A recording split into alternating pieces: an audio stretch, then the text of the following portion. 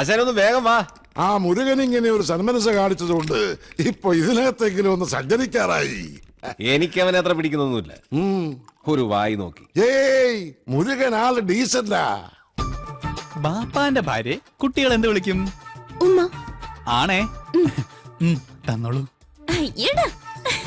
ഏറ്റവും തോന്നുന്ന എന്തുവാടാ ചെസ് കളിക്കുന്നു? ചീട്ടിട്ടടാ. ഓ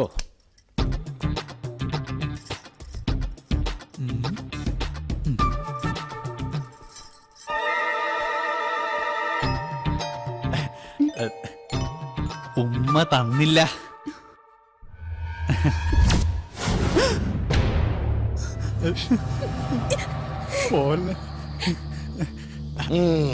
അവനേതായാലും ഉമ്മ ചോദിച്ചതല്ലേ, ചെന്ന് കൊടുക്കടാ. അയ്യേ അയ്യനെ വൃത്തിയാടിക്കുന്നത്. അയ്യേ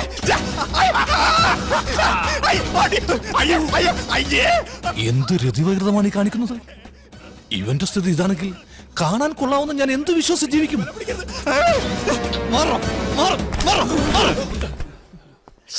നാണം ഉണ്ടോടാ നിനക്ക്? ആ പെണ്ണിന്റെ പുറകെ കിടന്ന് വൃത്തിയോട് പറയാൻ. വല്ലവന്റെ വീട്ടിൽ കയറി വെള്ളം അടിച്ച് ചീട്ട് കളിക്കുന്നതിന് അത്ര വൃത്തിയായിട്ടില്ല. തോന്നിവാസം കാണിച്ചിട്ട് നീ മറ്റേ വർത്താനം പറയുന്നു. അടിച്ചെന്നെ മോന്നോടെ ഷേപ്പ് ചെയ്യാൻ പറ്റും. ആളാകാൻ നോക്കല്ലേ.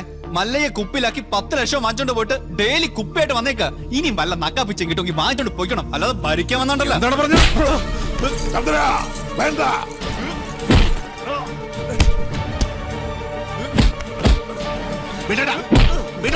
വീടാനല്ലേ പറഞ്ഞത്?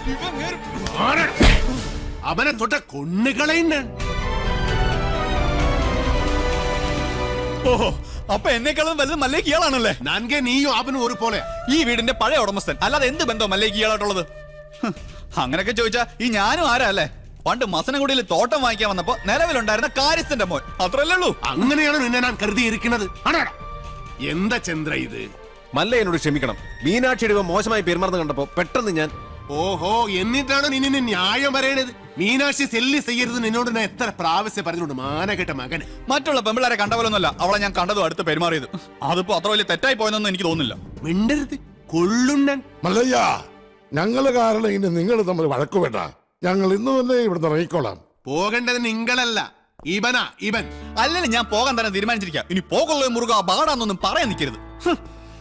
നീ ഇങ്ങോട്ട് വരേതേ പേട. ഇനി എന്റെ പട്ടി വരും. മല്ലേക്ക് ഇപ്പൊ ബന്ധുക്കളൊക്കെ ആയല്ലോ. തളർന്നിരിക്കുന്നതും കിടക്കുന്നതും ആയിക്കോ. എല്ലാവരും കൂടെ ഇവിടെ സുഖമായിട്ട് ജീവിച്ചോ. ഞാൻ ആർക്കും ഒരു ശല്യമാവുന്നില്ല. ആശാനെ, ഈ വീൽ ചെയർ വാങ്ങിച്ചെന്നെ നന്നെങ്കിലും കാണിച്ചുകൂടായിരുന്ന? അവനെ തിരിച്ചു വിളിക്കുമല്ലയ്യ. അവൻ വരും, ഇല്ലിഗേ വരും. ഈ വീട്ടിൽ തന്നെ വരും. ഗൗരി ഉണ്ടാക്കുന്നതെല്ലാം നല്ല ടേസ്റ്റ് ആയിട്ടുണ്ടല്ലോ. ഇപ്പോഴെങ്കിലും സമ്മതിച്ചല്ലോ.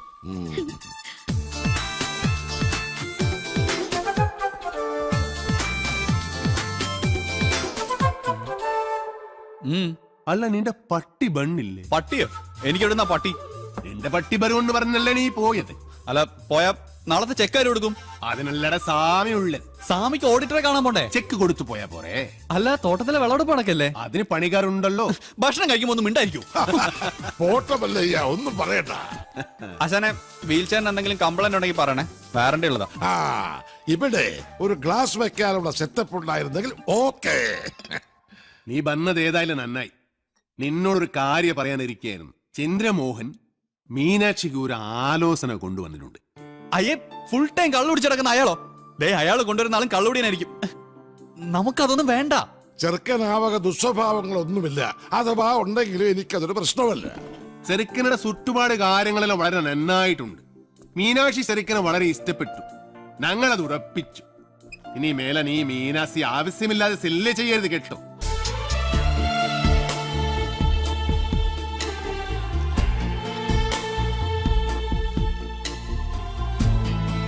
എടാ, ചന്ദ്രമോഹനെ കൊണ്ടുവന്ന ആലോചന വേറെ ആരുമല്ലടാ, നിന്റെ ആടാ ഡബ്ബനാൻ മകനെ.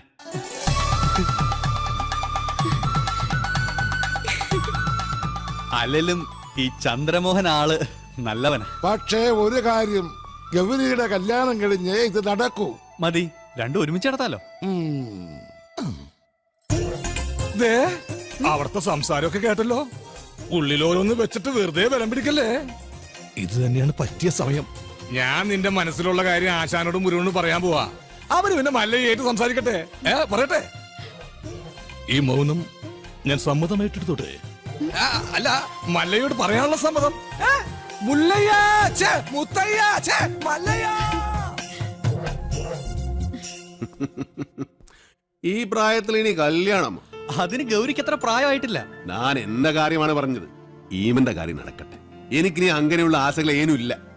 ചുമ്മാ ചാടാണിക്കല്ലേ. ഇപ്പൊ തന്നെ ലേറ്റാ. വേണമെങ്കിൽ ഇപ്പൊ പറയണം. അതെല്ലാം ശരിയാകുന്നില്ല. ഓ, അത് ശരി. അപ്പോ വിവാഹം കഴിക്കാൻ പറ്റാത്ത രീതി ശാരീരികമായി എന്തെങ്കിലും കുഴപ്പമുണ്ടോ? വേണ്ടാത്തത് പറഞ്ഞാലുണ്ടല്ലോ ഓടിത്തിനോട് കത്തെ. പിന്നെന്താ സമ്മതിച്ചാല്? ഞാനത് പറയണോ? ഞാനത് തന്നെ ഹേൾബേക്കാ. മുരുക വേണ്ട. മക്കള് നന്നായി കാണണമെന്നുള്ള ഒരു അച്ഛന്റെ ദുരാഗ്രഹം കൊണ്ട് ആലോചിച്ചതാ. അതുകൊണ്ട് അർഹതയില്ലാത്ത ഒരു ബന്ധമാണെന്ന് അറിഞ്ഞിട്ട് പോലും. അർഹതയില്ലാത്ത എനിക്കാണ് ആസാനെ. ഞാൻ ആരാണെന്ന് അറിഞ്ഞാൽ എല്ലാരും എന്നെ വെറുക്കും. ആസാനും ഗൗരിയും എല്ലാരും. അതുകൊണ്ടാ. മല്ലയെ കുറിച്ച് ഇനി എന്തറിയാനാ? എടാ, നീ അറിയാത്ത ഒരാൾ എന്റെ ഉള്ളിലുണ്ട്. അത് ഈ നാട്ടുകാർക്ക് അറിയാം, ഈ ആസാൻ അറിയാം. അതാരാണെന്ന് അറിഞ്ഞിട്ട് ആസാൻ തന്നെ തീരുമാനിക്കും. ആസാന്റെ മഹൾക്ക് പറ്റിയ ആളാണോ ഞാനെന്ന്. മല്ലയ്യ പറയുന്നതൊന്നും. എന്നാ ശരിക്ക് പറഞ്ഞു തരാം. പണ്ട് കുറെ കാലം മുമ്പ് നാട്ടുകാരുടെ പണവും കത്കൊണ്ടുപോയ ആസാന ഈ ഗതിയിലാക്കിയ ഒരു കള്ള ഹുടുകനെ ആസാൻ ഓർമ്മയുണ്ടോ? ആ ഹുടുക ആന.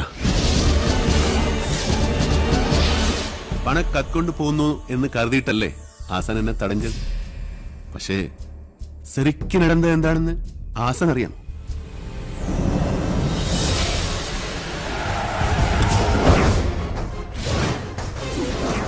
അപ്പൊ മലയാളം അറിഞ്ഞുകൂടാത്ത എനിക്ക് അവർ പറഞ്ഞതൊന്നും മനസ്സിലായില്ല.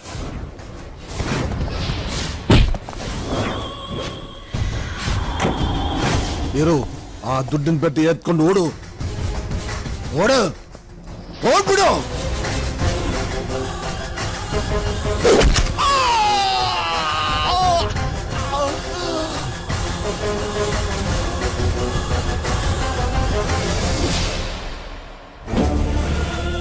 ಅಣ್ಣವರೇ, ಅಣ್ಣವರೇ, ಅಣ್ಣವರೇ, ಏನಾಯ್ತು ಅಣ್ಣವರೇ? ಮಾತಾಡಿ ಅಣ್ಣವರೇ, ಏನಾಯ್ತು ಅಣ್ಣವರೇ?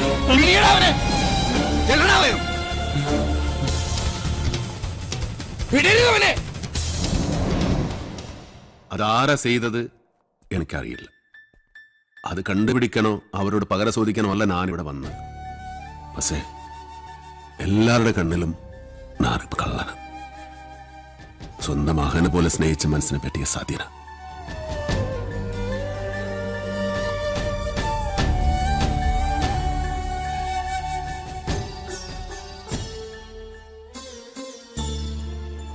മറ്റാരെയോ രക്ഷിക്കാൻ അന്ന് കുറ്റം വീരുവിന്റെ തലയിൽ കെട്ടിവെച്ചതാണെന്ന് എനിക്ക് സംശയമുണ്ടായിരുന്നു. പക്ഷേ കുറുപ്പച്ചനോട് ഞാൻ പലയാവർത്തി ചോദിച്ചിട്ടും വീരുവിന്റെ പേര് തന്നെയാണ് അയാൾ പറഞ്ഞത്. പിന്നെ ആ സത്യം അറിയാവുന്നത് മിണ്ടാൻ വയ്യാതെ കിടക്കുന്ന ഉണ്ണിത്താനാണ്. ഇനി ആ സത്യം അറിയണമെങ്കിൽ ഉണ്ണിത്താൻ സംസാരിക്കണം. എങ്കിലേ പഴയ വീരു തെറ്റുകാരനല്ലെന്ന് ഈ നാട്ടുകാർ വിശ്വസിക്കൂ. ഒരു തെറ്റ്, ഒരേ ഒരു തെറ്റ്, അത് മാത്രം ഞാൻ ചെയ്തു.